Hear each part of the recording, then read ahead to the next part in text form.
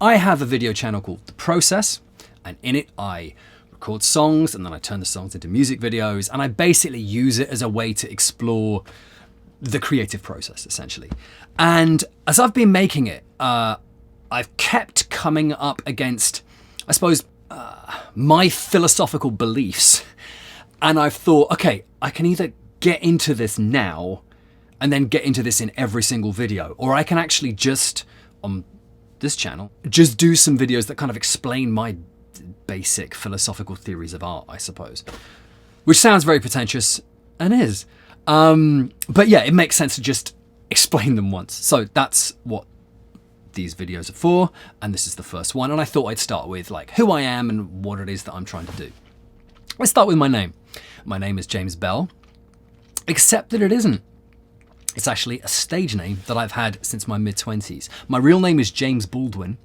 That name was kind of already taken by one of the most important authors of the 20th century, and I've got no desire to compete for the spotlight with him. So, and I always liked the idea of just having a separate persona that's very similar to who I am, but acknowledges that as soon as you kind of do a performance and switch a camera on, you're kind of, if you're not pretending to be someone else, you're at least like only a fraction of who you are. We all perform in all sorts of different circumstances with different people, to our family and in our workplace and whatever else. I just wanted to kind of nail that down with a different name. So that's what that was all about. Right, what sort of music am I doing, and where do I get off talking about philosophies of art? Well, philosophy's always been the thing that I've been interested in. Actually, it's kind of even more than music.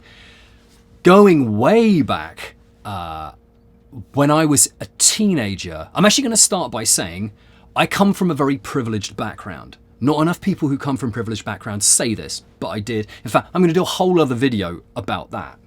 But that kind of informed the fact that when I was a teenager, I made so many sort of bad decisions in my life, particularly as a teenager. And I made this one decision which has just defined my entire life, and which I'm kind of, I don't know where it came from, but I was 15, I was on a family holiday in Cornwall. And I just thought one day, I'm probably old enough where I should just kind of focus most of my energy on trying to figure out the meaning of life type stuff, on trying to figure out philosophy. I thought, I don't know how the world works on a kind of big scale, and I feel like I would really like to know.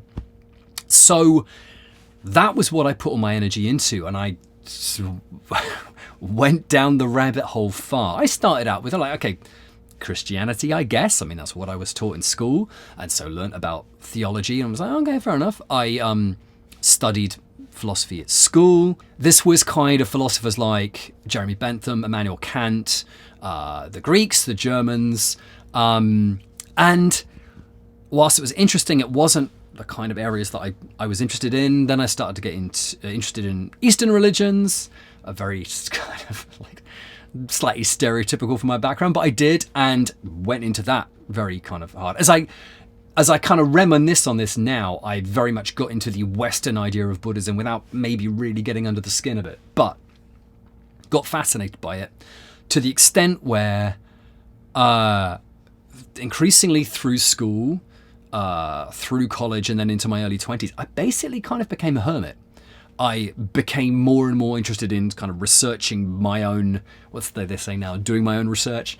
I got very interested in it. I got very interested in the Buddhist idea of nirvana and enlightenment. I became obsessed by it, as a matter of fact. And at this point, I loved doing music. Music was the thing that I sort of really enjoyed, but I kind of felt it was trivial. I felt like it was taking my focus away from the big and important stuff. And I remember I had it in my head from having read the kind of music papers when I was growing up that 26 is as old as you can be and still do music. After that, you are just too old, or at least certainly to start a music career.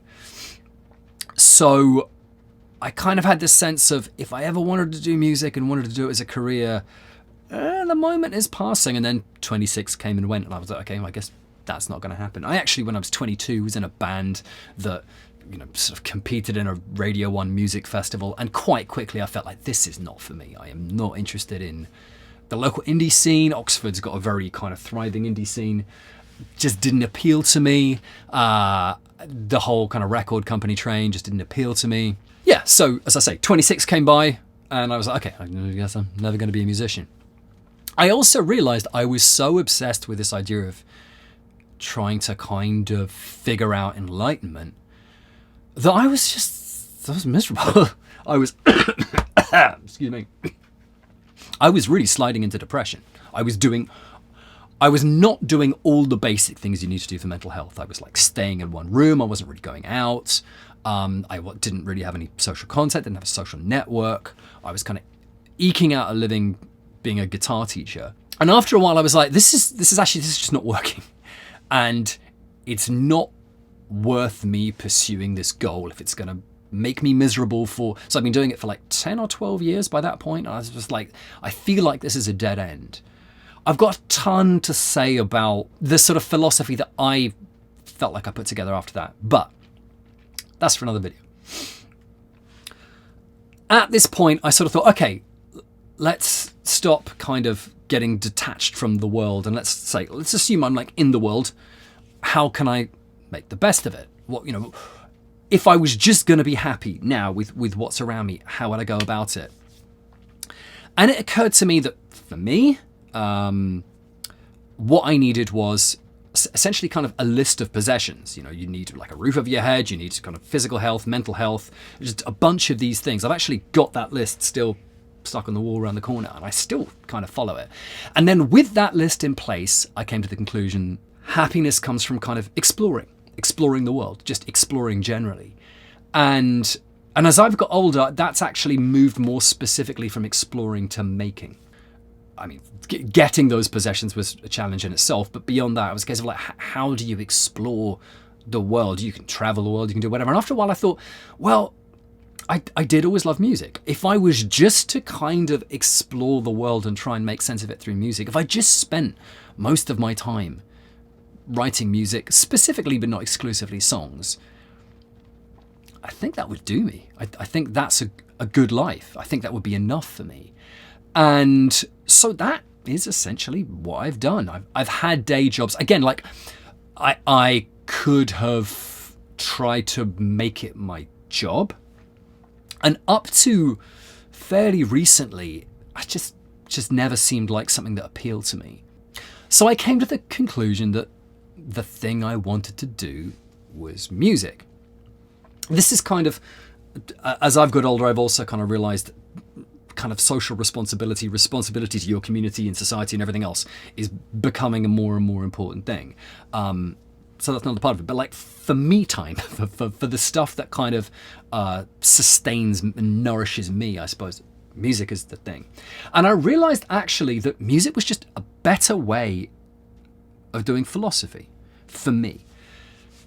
That's been what I was interested in about my kind of musical heroes, and that's been the thing I've been most interested in art generally, but in music. The idea that you can capture ideas through art and through stories and communicate them, I feel, better than you can in a kind of thesis in a book, whatever, with some exceptions. I mean, again, when you're talking about the kind of the Jeremy Benthams, a lot of what they wrote about was kind of nitty-gritty how you structure society. And for that, yeah, maybe like a concept album is not the right direction to go in. But when I think about someone like Mozart, when I think about someone like Miles Davis, when I think about someone like Björk, these are people who I feel have got like philosophies and views on the world which they were able to capture in music. So yeah, that's been the thing I've kind of been obsessed with. I started doing it in my late 20s. The downside, of course, of just making music for yourself, essentially, is that you do need to pay the bills, even if you come from a privileged background. And you kind of have to do everything yourself. You have to learn how to mix, how to master, how to engineer, how to play all the instruments, all this sort of stuff. It just takes a huge amount of time. So I decided that music was the thing I wanted to focus on. I mentioned I had this idea in my head that like 26 is the upper limit. And, you know, if you're older than that, you're too old to be doing music. I was too old when I decided that, and I sort of thought, okay, so what am I going to do? Well, I guess people do make music when they're over the age of 26. It's just no one cares about it. I guess they just kind of potter away in obscurity. And the more I thought about that, and the more I thought about not, you know, ever really having a chance to have chart success or whatever, the more I thought, this is great. This is actually all I ever wanted.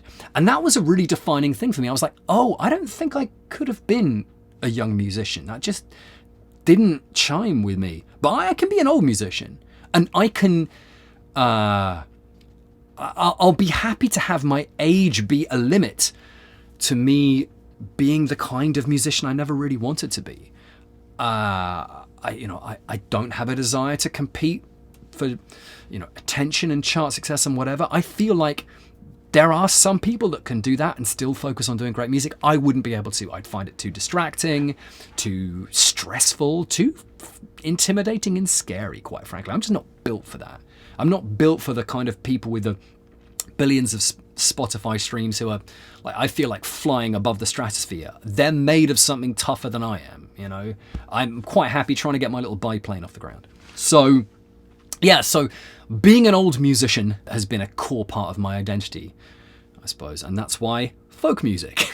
But more on that in a bit. So in my kind of late 20s, early 30s, I recorded a few EPs, and then I was able to record an album of traditional music, which is increasingly where my kind of obsessions led me. And after I finished that album, I felt like, all right, the next thing I'm gonna record is going to be the best thing that I can record. I am going to just sort of make a note of everything that I love about, you know, other musicians' work and art generally, and then I'm going to, you know, synthesize that and produce the music that feels like the most me that I can achieve. So I did that, and quite quickly, I feel like my standards and my tastes got way above my abilities. The problem that I've had, and I've sort of realized relatively recently, I have been stuck in quite a serious writer's block for about maybe 10 years, and I hadn't really noticed it because I spend my whole life thinking that I'm 2 weeks away from some great breakthrough. But it's just rolled on, and I think I was just wrote about this in a newsletter recently. I feel like people sometimes get writer's block wrong in thinking that you just can't think of anything to write about, and you're just uninspired. For me, the opposite problem is true. There are too many things I want to do, and I'm starting to realize that what's next for me is just making some tough choices and just saying, right, I love all of these different genres. I got to do this one genre really well, and maybe I can branch into these other ones. And I can still love the other ones, but that's for other people to do. So that's kind of where I am at the moment. Would I like to be famous? Is something I kind of made a note on to talk about. And the answer is yes. I always would have loved to have been famous. That would be great. But I'd love to be famous in the same way. This is the way I think of it. I'd love to be famous in the same way that I would love to score the winning goal in the World Cup final. To do that comes with sacrifices and comes with a heavy cost that you need to be prepared to pay. And I've never been prepared to pay it with fame. I feel like I've got a good sense of the downsides, and they just massively outweigh the good sides as far as I'm concerned, which is why I'm really interested in YouTube and the way that you can actually, you know, be part of communities and not necessarily leave your house and be well known. When people talk about that experience, when super celebrities talk about that experience of what it's like to have everyone know who you are, and how when everyone sees a celebrity, they're like, oh, this is my chance to interact with a celebrity, and they sort of forget that that person is a human. To me, it sort of feels like people just come up to you and just lick your face. Like, that's sort of the experience. It's this kind of weird, violating thing. And they're like, well, you know, they're famous. That's just fine. It's fine to lick people's faces. I'm a fan. I think I just spat on the lens there, which is kind of apropos.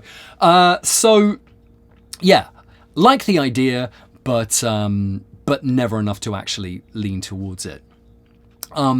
So, yeah, I'm hoping with YouTube, it might be possible for me to do some kind of musical project and kind of do the things that I've been doing, but actually be able to, at least make a part-time living out of it, enough so that I can really spend the time which I just haven't been able to spend, particularly as I'm doing all the different parts, the engineering, performing, mixing, mastering, writing, whatever else.